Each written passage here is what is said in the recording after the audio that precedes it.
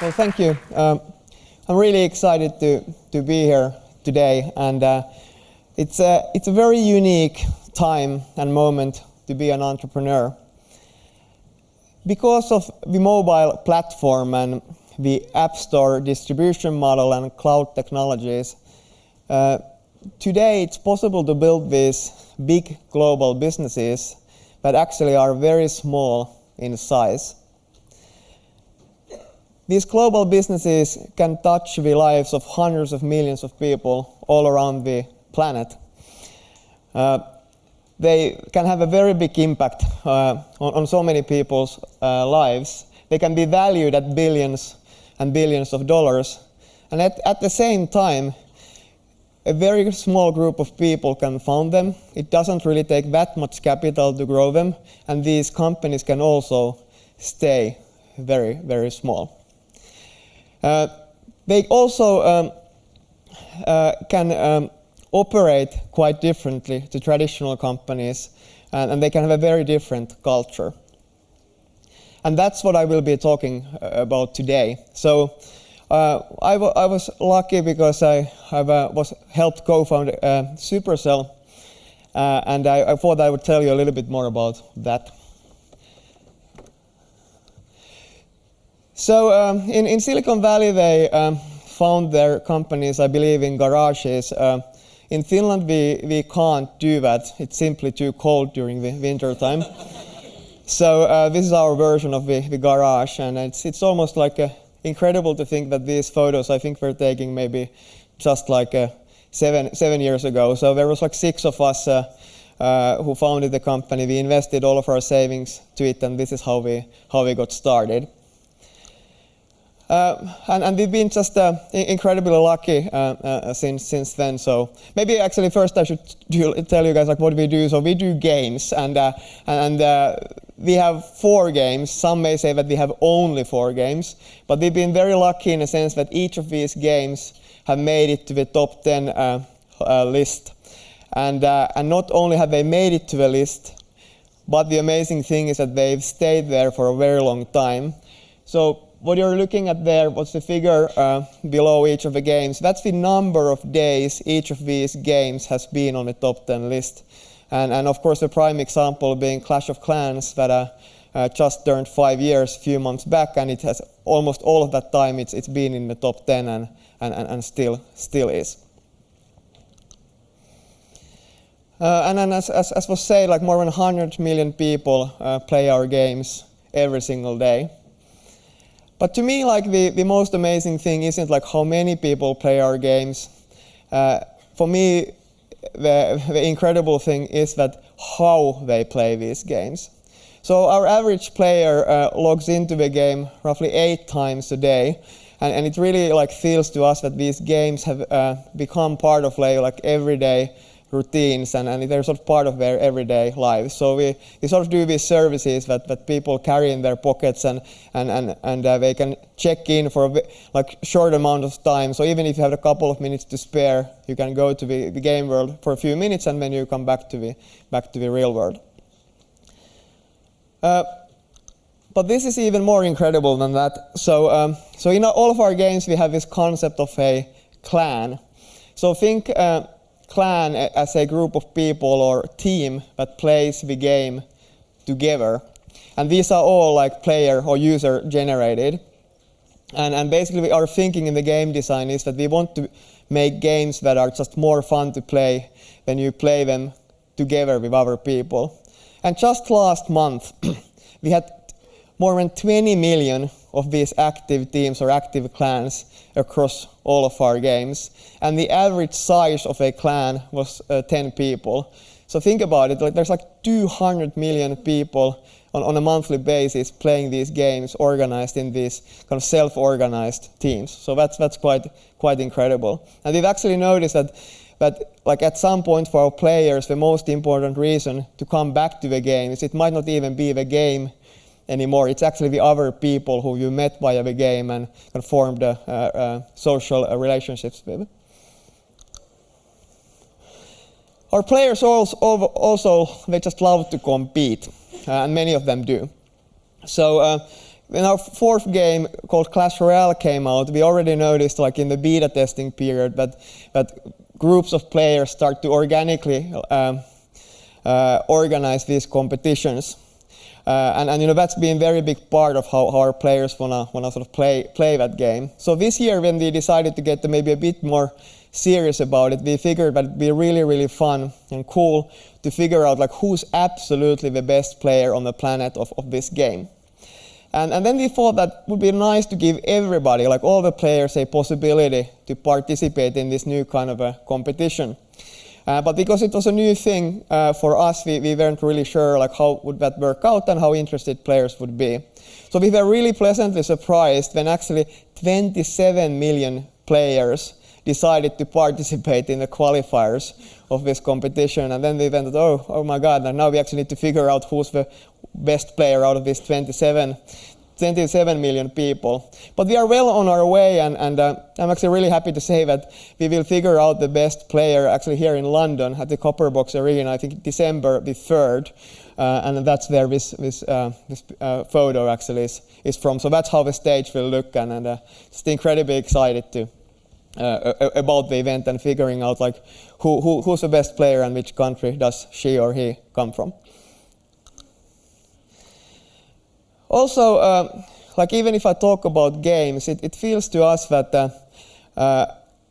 our games, they actually are a lot more than games to our players, and they're some sort of new form of entertainment. I'm not sure like how exactly to call that, and just the two figures to kind of talk about that a little bit. So you're probably like wondering like what the heck is Clasharama?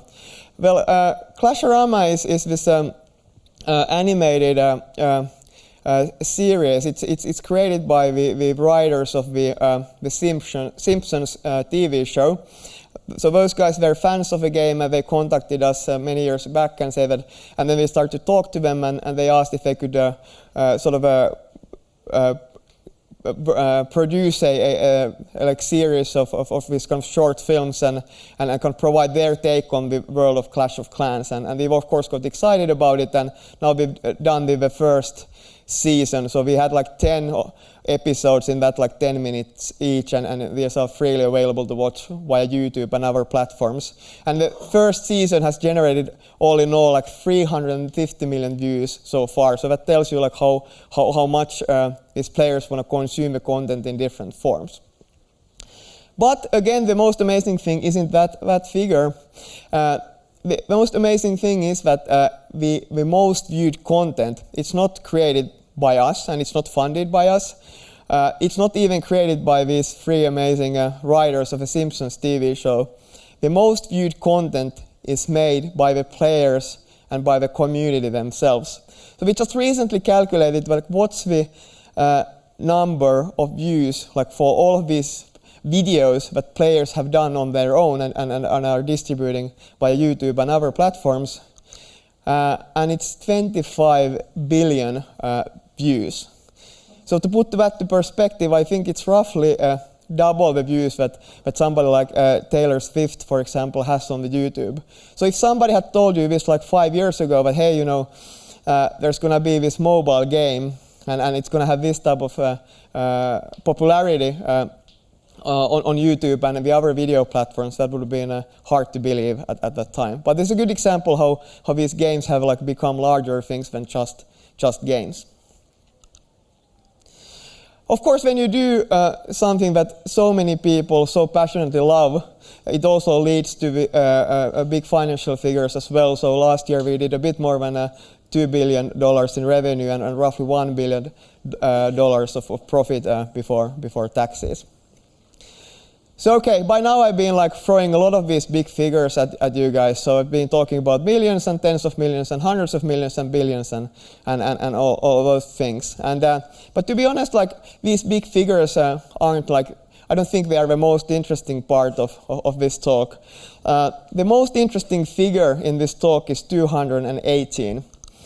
And that is because that is exactly how many people it took us to achieve these results. That's how many people Supercell had by the or at the end of our last financial year.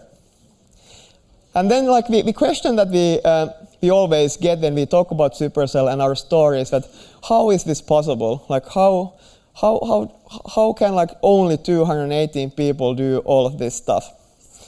And then usually my answer is a few things. So first of all, of course, it goes without saying that we've been just like super lucky. I mean, as I said, you know, we've been able to put out these four hit games, and they're all been like in top 10 for a long period of time.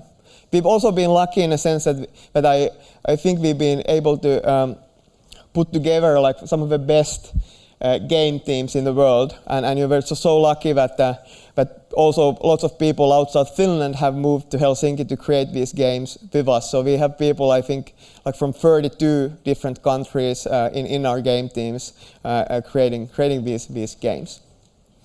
But the third thing is, like, in addition to the luck and the teams, is the environment where these teams work in, and sort of the culture. And that's what I wanted to talk about next. So let me first saying that this is not the type of environment we have. This is obviously a very traditional model, and Supercell is not my first company, so it's my second company. The first company we built exactly like this. So I have first-hand experience on it.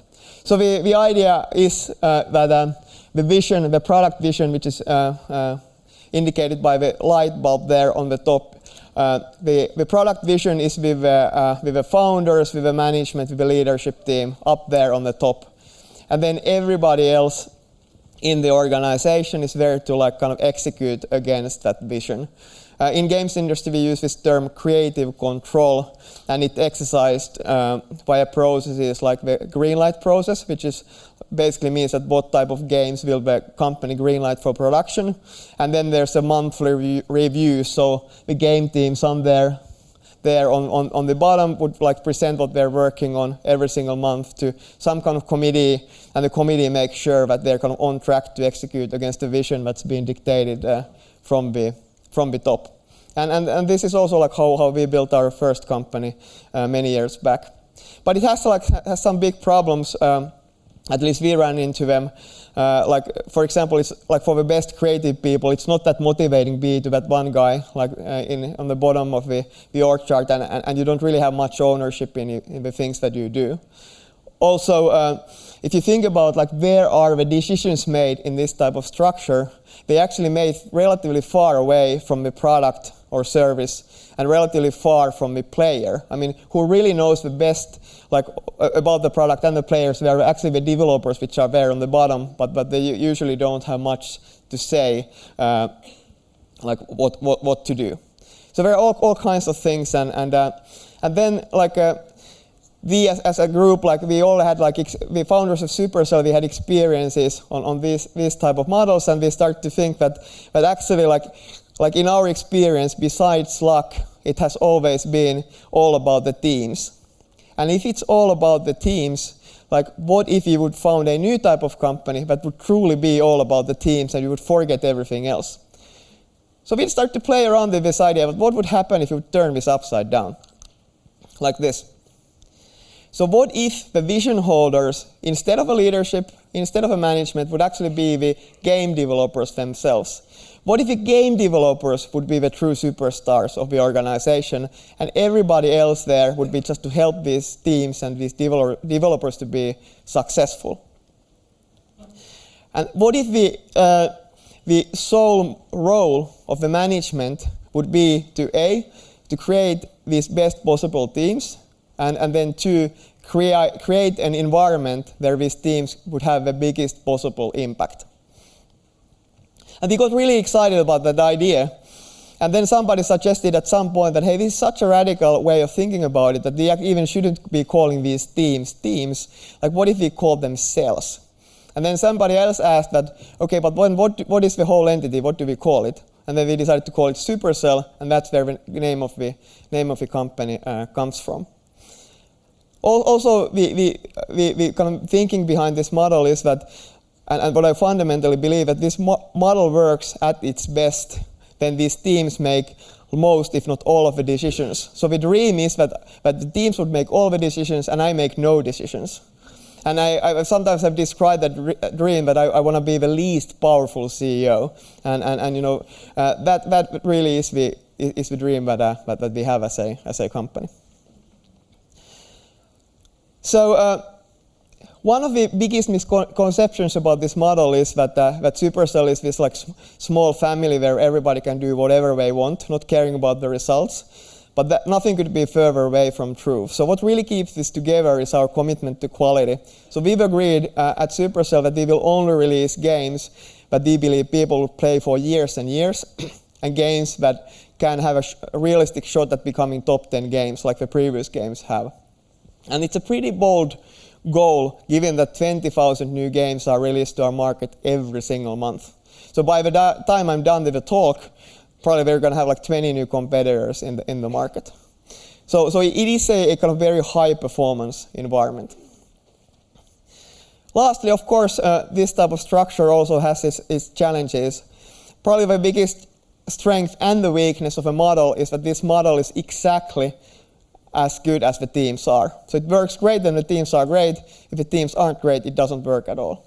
And it's really, really hard to put together these great creative teams. Also, the other challenge is that the more successful the company becomes, the harder it is to hold on to this model. So it's kind of easy when you have just 6 people, but then when it grows, there's this temptation to grow more and more, and it's harder to hold on to that culture.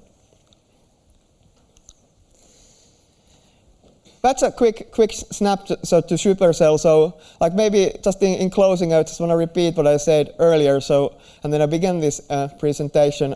It really it hasn't ever been like this good time to be an entrepreneur. I mean, it really is amazing what a very small group of people can accomplish in today's world. And as I said, like the best news about it for people like me who come from small countries like Finland is that these countries really can come from anywhere. Thanks a lot.